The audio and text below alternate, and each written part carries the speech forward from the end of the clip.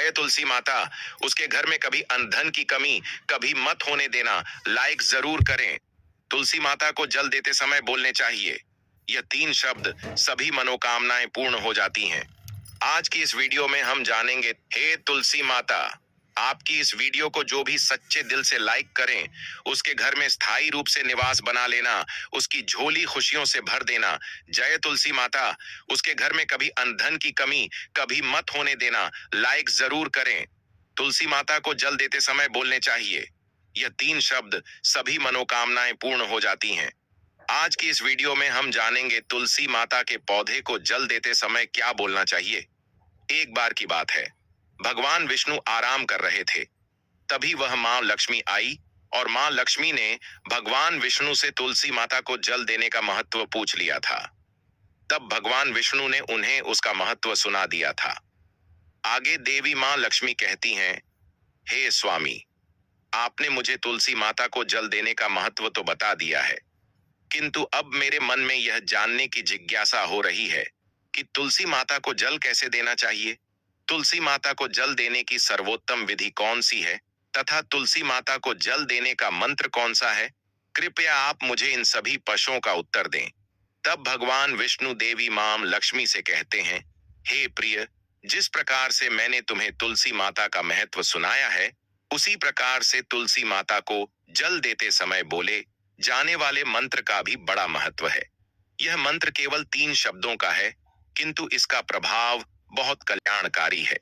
जो भी इंसान प्रतिदिन तुलसी माता को जल दे ते समय अपने मुख से केवल यह 3 शब्द बोल देता है, तो साक्षात मां लक्ष्मी उसके घर में प्रवेश करती है। उसकी दरिद्रता समाप्त हो जाती है, उसे धन धान्य की प्राप्ति होती है। वह मंत्र बताने से पूर्व मैं आपको तुलसी माता के इस मंत्र का महत्व सुनाता हूँ। इस महत्व को सुन लेने मात्र से ही इंसान के समस्त पाप नष्ट हो जाते हैं। उसे 1000 वर्षों तक तुलसी माता को जल देने का पुण्य प्राप्त हो जाता है। इसीलिए देवी लक्ष्मी, आप इस कथा को ध्यान से पूरा जरूर सुने। देवी मां लक्ष्मी कहती हैं, हे प्रभु, मैं इस कथा को पूरा अवश्य सुनूंगी। आप मुझे तुलसी माता के मंत्र का महात्मा सुनाइए। भगवान विष्णु कहते हैं, हे देवी लक्ष्मी, दक्षिण में एक अत्यंत शोभा यमा नगरी थी। उस नगरी में रमेश नाम का एक खोटी बुद्धि का ब्राह्मण रहता था। पापियों का तो वह शिरोमणि था। उसका जन्म एक ऐसे ब्राह्मण परिवार में हुआ था जो पाप कर्म करने वाले शास्त्र ज्ञान से शून्य थे।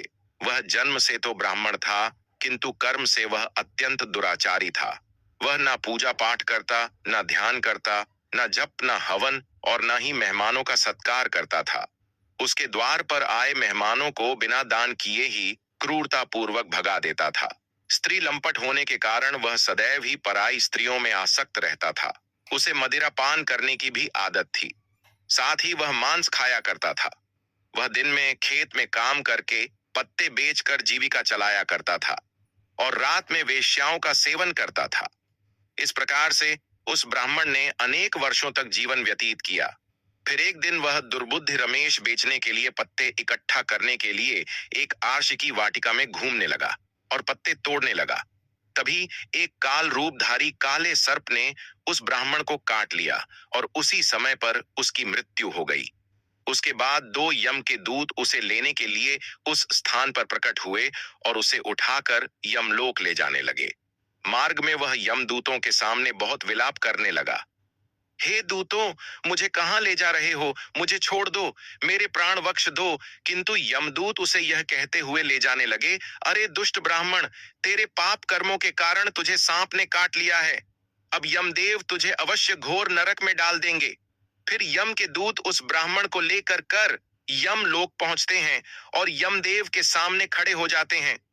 चित्रगुप्त उस ब्राह्मण का लेखा जोखा निकालते हैं और यमदेव से कहते हैं, हे धर्मराज, इस ब्राह्मण ने बचपन से लेकर मृत्यु तक पाप ही पाप किया है। इसने कभी कोई पुण्य का काम नहीं किया है। फिर धर्मराज अपने दूतों से कहते हैं, हे दूतों, इस घोर पाप करने वाले ब्राह्मण को उठाकर ले जाओ और इसे नरक में डाल दो। फिर यम के दूत उस ब्राह्मण को ले जाते हैं और नरक की भयंकर अग्नि में धकेल देते हैं। अनेक वर्षों तक नरक में सजा भुगतने के बाद उस ब्राह्मण को दूसरे जन्म में एक बैल का शरीर मिलता है। बैल का जन्म पाकर वह बोझ उठाने का काम करने लगा। उसका मालिक उससे दिन रात काम करवाने लगा। फिर जब उस बैल की शक्ति कम हुई तो उसके मालिक ने उसे एक लंगड़े आदमी को बेच दिया। उस लंगड़े आदमी ने उस बैल को खुद का बोझ उठाने के लिए उपयोग किया। वह उसकी पीठ पर बैठकर घूमा करता था। इस प्रकार से उस बैल ने 8 वर्ष तक उस लंगड़े आदमी का बोझ उठाया।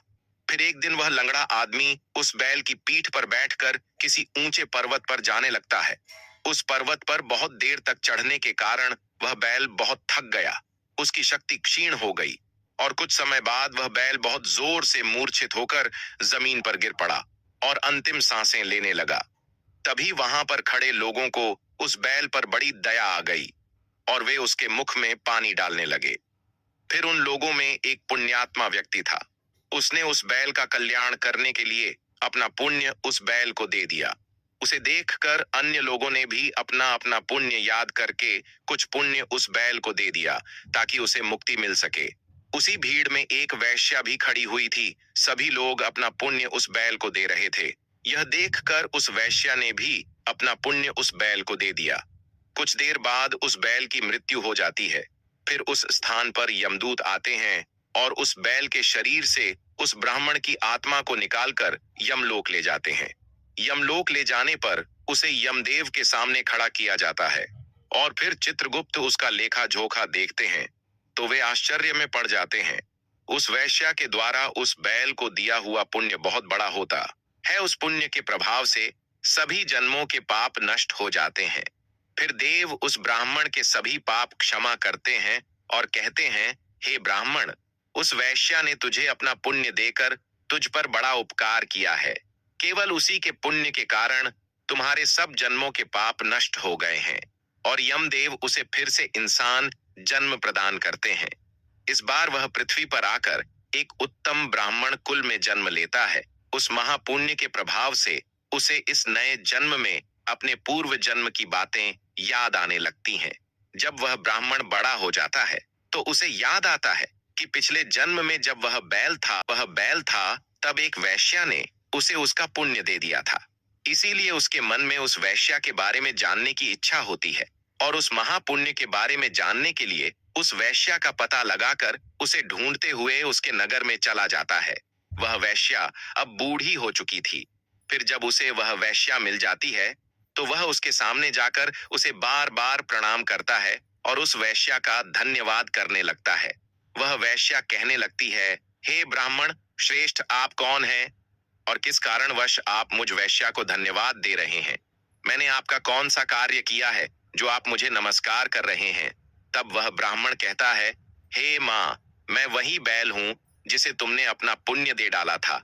अपने पाप कर्मों के कारण मुझे पिछले जन्म में बैल होना पड़ा था। उस पर्वत पर जब मैं मर रहा था तो तुमने मुझे ना पुण्य दिया था। तुम्हारे पुण्य के प्रभाव से ही आज मुझे फिर से इंसान जन्म मिला है। तुम्हारे द्वारा दिए गए उसी पुण्य के कारण मुझे अपने पूर्व जन्म की सारी बातें याद है। किंतु हे माँ, मैं आज यहाँ पर यह जानने के लिए आया हूँ कि तुमने मुझे उस समय पर अपना कौन सा पुण्य दिया था जिस कारण से मेरे सभी जन्मों के पाप नष्ट हो चुके हैं। मैं उस पुण्य के बारे में जानना चाहता हूँ। तब वैश्या ने कहा, हे ब्राह्मण श्रेष्ठ, मैंने तो अपने जीवन में कोई पुण्य के काम नहीं किए हैं, किंतु मेरे घर में एक तोता है जो पिंजरे में रहकर हमेशा कुछ बोलता रहता है, जिसे सुनकर मेरा अंतकरण पवित्र हो गया है।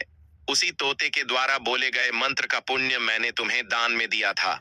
फिर वह वैश्य और वह ब्राह्मण उस तोते के पास जाते हैं और उसे पूछने लगते हैं, हे शुक, तुम कौन सा मंत्र बोलते रहते हो जिससे हमारे जीवन का उद्धार हुआ है? यह मंत्र तुम्हें किसने सिखाया और इस मंत्र का क्या अर्थ होता है?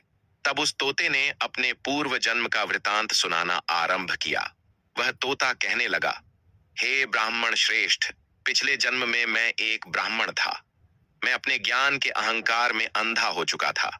मैंने कभी गुरुजनों का आदर नहीं किया, सदैव ही उनका अपमान किया।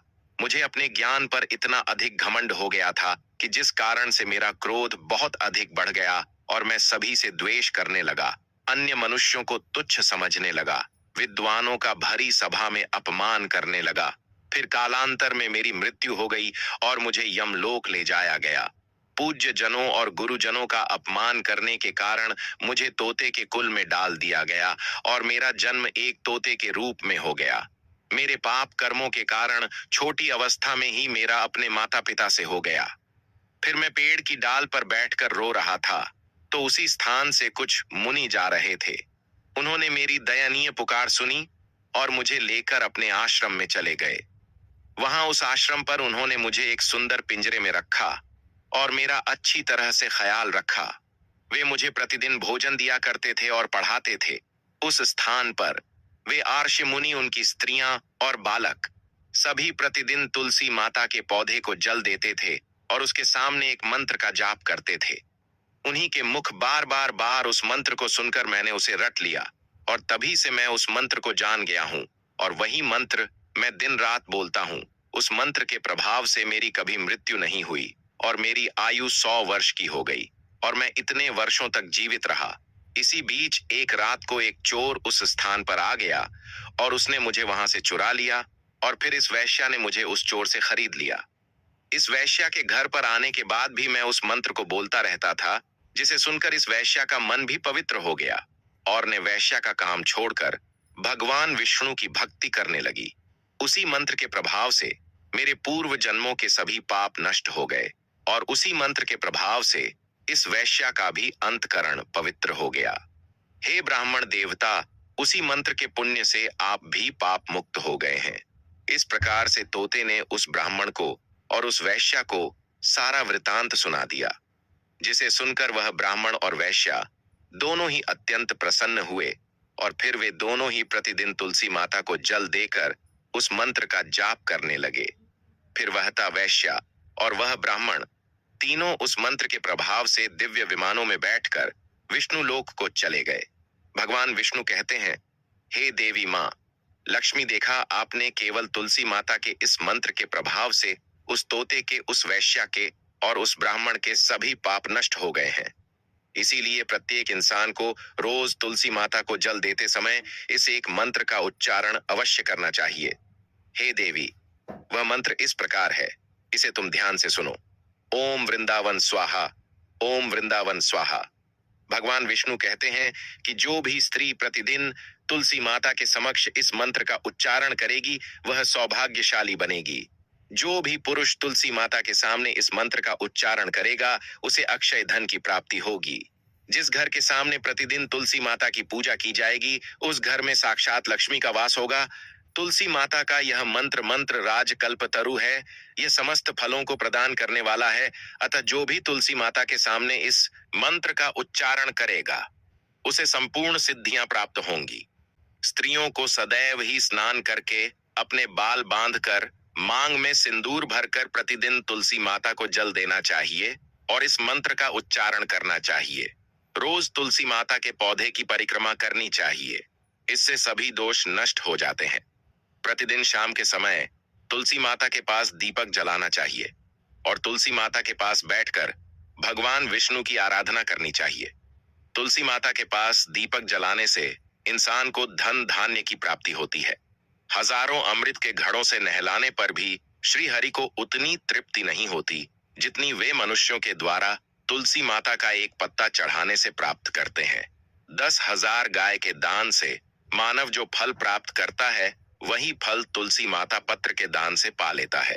जो मृत्यु के समय अपने मुख में तुलसी माता पत्र का जल पा जाता है वह संपूर्ण पापों से मुक्त होकर भगवान विष्णु के धाम जाता है। भगवान विष्णु कहते हैं, पूर्णिमा, अमावस्या, द्वादशी और सूर्य संक्रांति के दिन मध्याह्न काल, रात्रि और अशौच के समय तेल लगाकर बिना स्नान किए अथवा बिना हाथ पैर धोए रात्रि के वस्त्र पहनकर तुलसी माता के पत्र तोड़ता है वह महापाप होता है। श्राद्ध, व्रत, दान, प्रतिष्ठा तथा देव पूजा के लिए तोड़े हुए तुलसी माता पत्र बांसी होने पर भी 3 रात्रि तक पवित्र ही रहते हैं। तुलसी माता का एक एक पत्ता ना तोड़कर पत्तियों के साथ अग्रभाग को तोड़ना चाहिए। तुलसी माता की मंजरी सब फूलों से बढ़कर मानी जाती है। मंजरी तोड़ते समय उसमें पत्तियों का रहना भी आवश्यक माना गया है। पूज्य भाव से पौधे को हिलाए बिना तुलसी माता के अग्रभाग को तोड़ना चाहिए। इससे पूजा का फल लागुना बढ़ जाता है। तुलसी माता के पत्तों को कभी नाखून से नहीं तोड़ना चाहिए, इससे पाप लगता है। रात्रि में तुलसी माता के पौधे को स्पर्श न करें अथवा उसके पत्ते न तोड़े, ऐसा करना अशुभ माना गया है। रात्रि में तुलसी माता का पौधा निद्रा अवस्था में होता है, ऐसे में पत्ते तोड़ने पर पाप ही लगता है। गुरुवार के दिन तुलसी माता के पौधे में थोड़ा सा कच्चा दूध अर्पित करें।